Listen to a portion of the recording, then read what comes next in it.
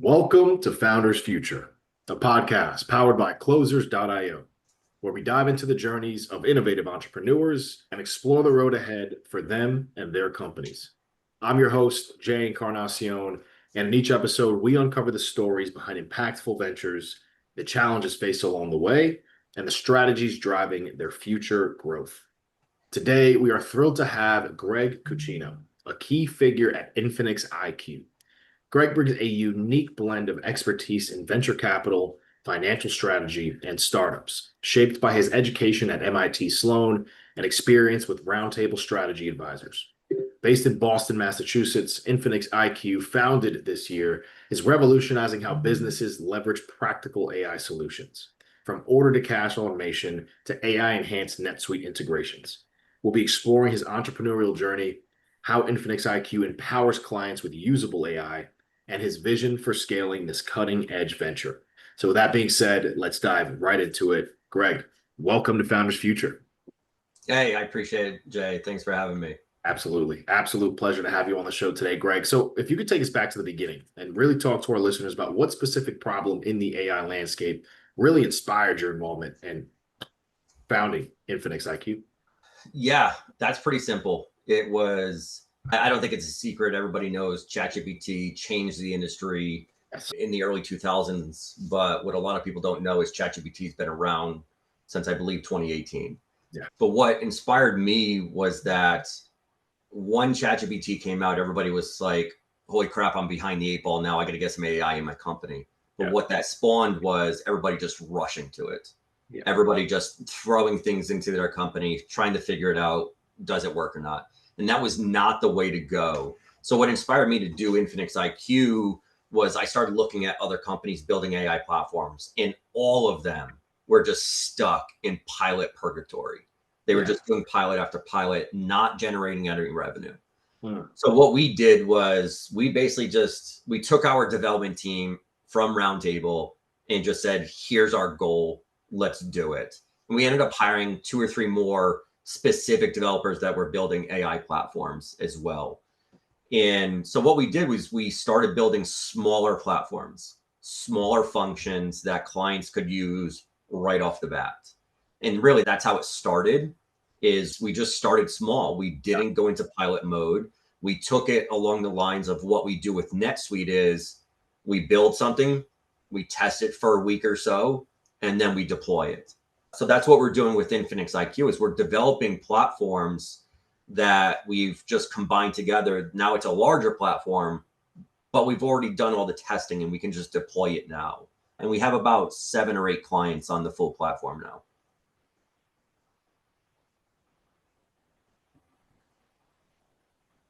Expand a bit on misconception that people often have about the AI industry, especially around its practical application or ROI for businesses. What's a misconception there that you can address for the listeners?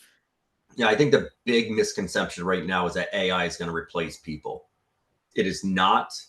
It's not going to replace people. Right now, we are probably a decade or more away from that. It's not something that you should be looking at AI right now as a technology that can just replace a human. Yeah. It does not have the thought process that a human does. It cannot make rational decisions like a human can. We are a long ways away from there. And until compute costs come down on AI, that's probably not going to happen. So that's a huge misconception. And not too long ago, I forgot the name of the company, but there was a company in the financial services that laid off 700 people to adopt AI.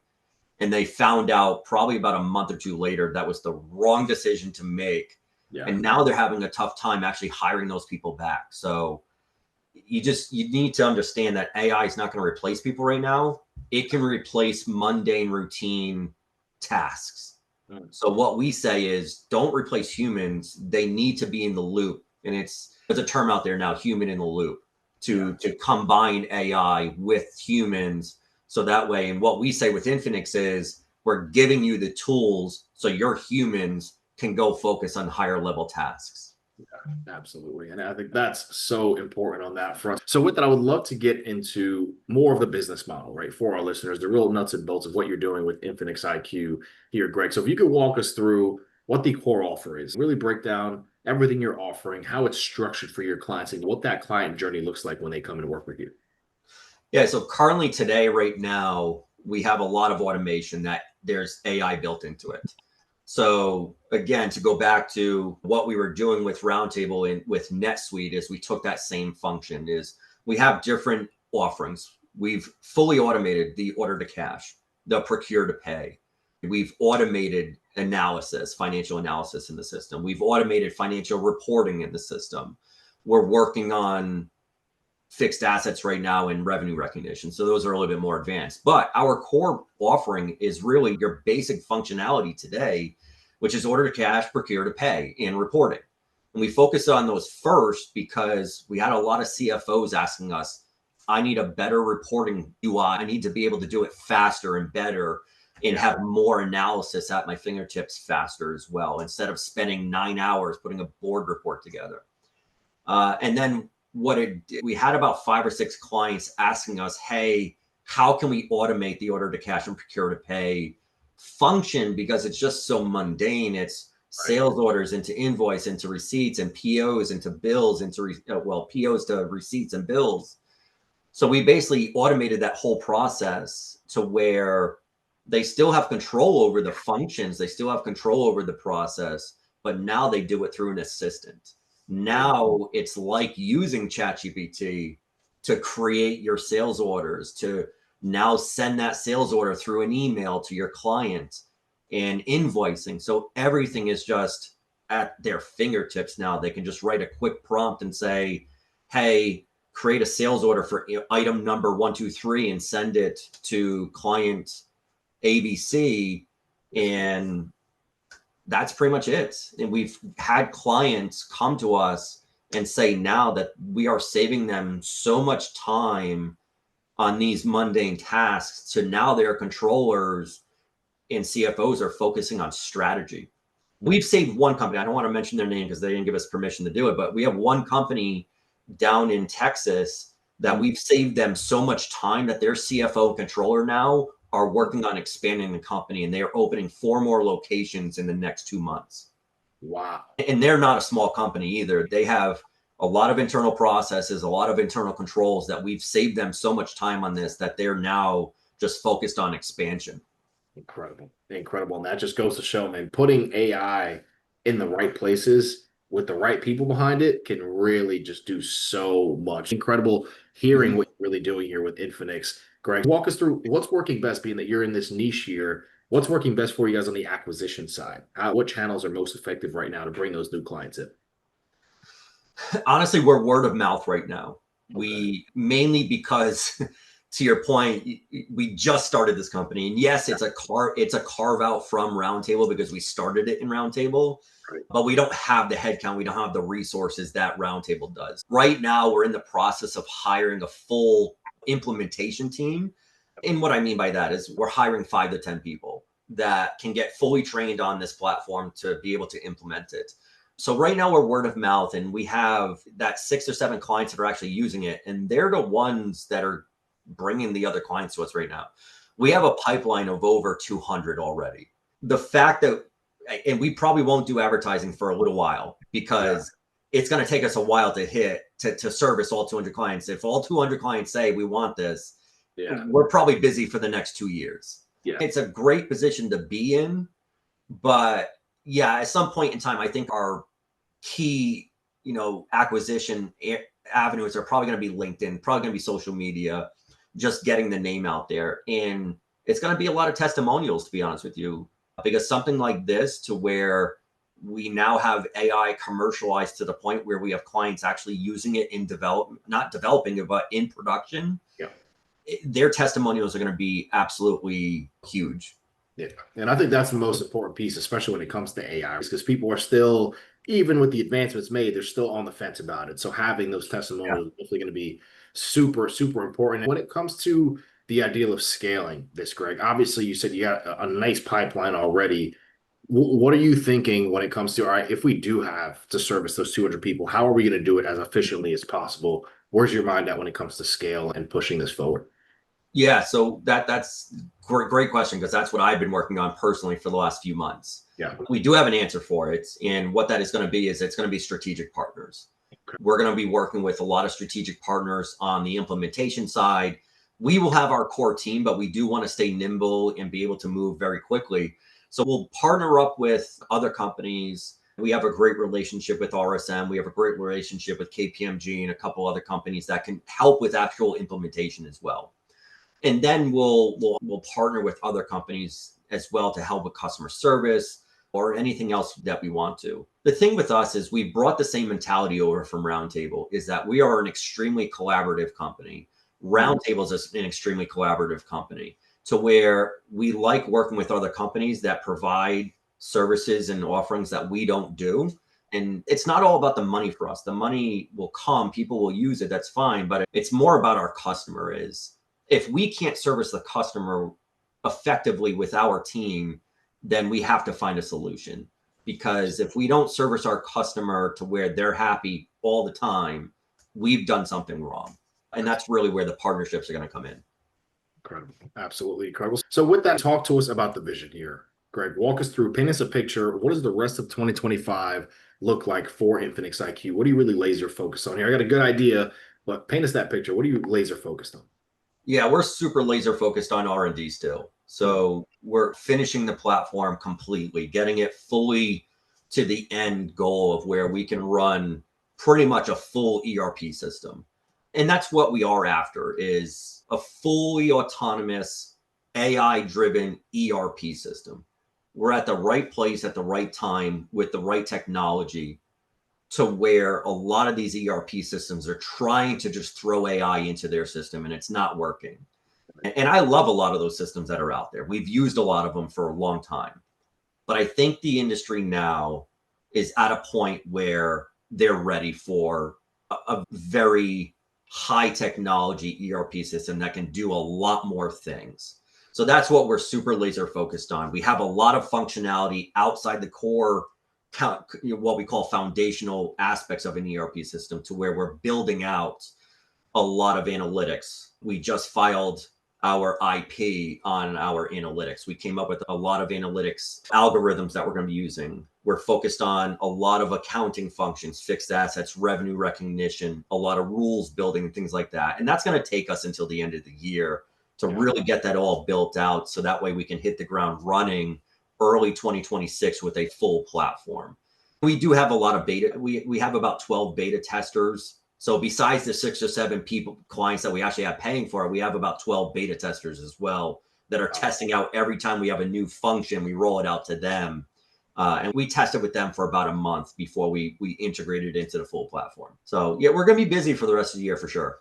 Oh yeah, it sure sounds like there's a lot going on, but that's the beauty of being a founder, right? Is just always looking to implement, grow, improve. And now with AI and your heavy focus on it, it's just going to make things so much more streamlined. So just incredible to hear the thought process there. So I would love to get a little hypothetical here with you, Greg. If we were able to snap our fingers, provide you with unlimited resources right now, what do you think is something that you are implementing immediately into InfinixIQ's growth? Yeah, unlimited resources, something that we've been asked a lot about. 2 things is data aggregation.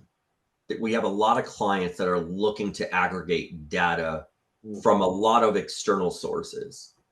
And if we had unlimited resources internally to be able to build something that could do this, that's definitely one thing we would do. Second thing is, I talk to a lot of CFOs. I'm in a lot of CFO groups. I've been a CFO for a long time. So I just talk to a lot of them. And they are all telling me, if you can put analytics at my fingertips to the point where I can press a button and create a board report based on what we want to do and what we want to tell, that would be a gold mine. Incredible. So that's actually, talk about resources. It's going to take a lot to do that. Yeah. It's definitely something on our radar, but that is probably one of the top things we would do if we had unlimited resources. Incredible. So with that there, obviously the advancements that you are already making, how do you personally see the AI industry evolving in the coming years, Greg, especially again, with your focus on that practical ROI driven solutions? What are you doing to keep yourself at the forefront of the evolution? Yeah, I'm heavily involved with MIT. Since going there, that they have a fantastic AI initiative going on there right now. There's a lot of AI that's starting to come out of Harvard as well.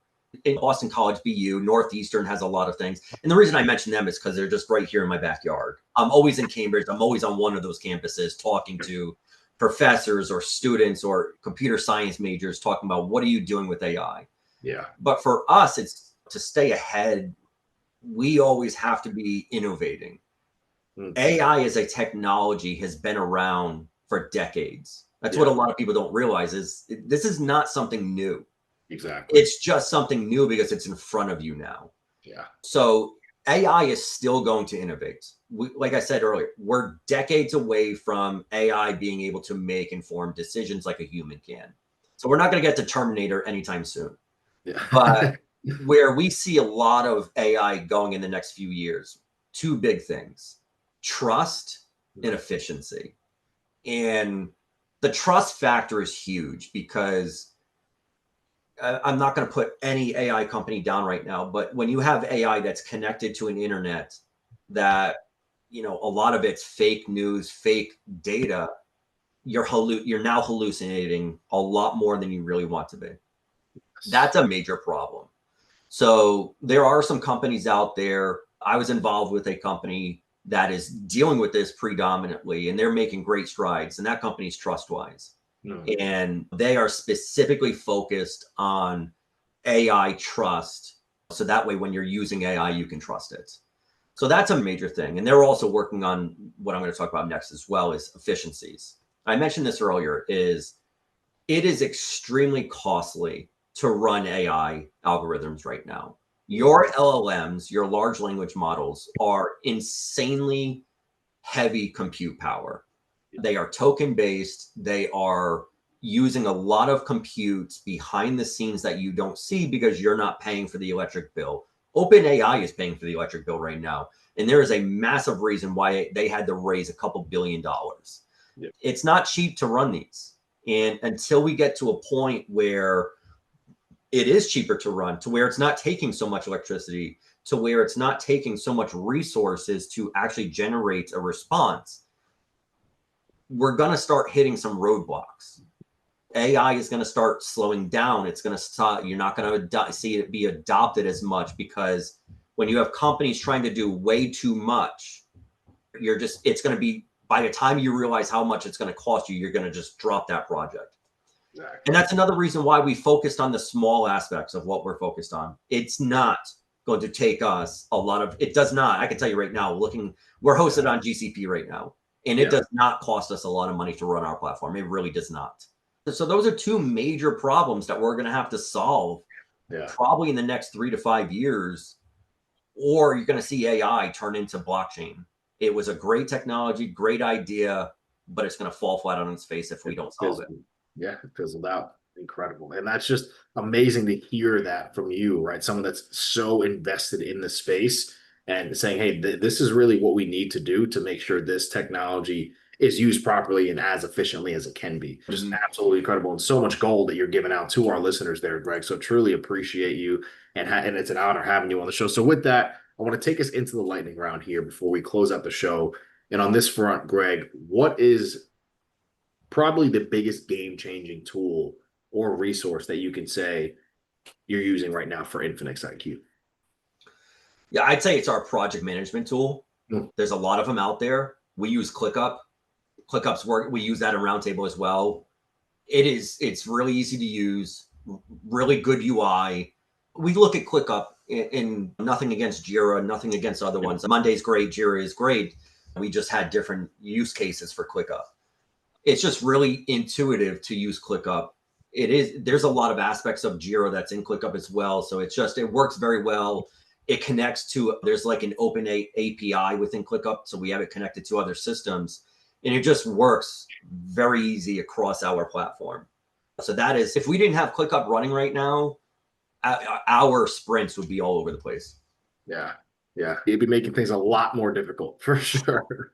So last question here, Greg, before we wrap up the show, and that's just going to be on the advice side. What is the best piece of advice that you can offer to our listeners tuning in right now? Just heard your incredible journey and your story, and I know that many will be following you along on the successes that you will have. What can you leave for them before we wrap this show up? Yeah, I'd say just there's a lot going on in the world right now. Mhm. And there's a lot of things working against entrepreneurs right now.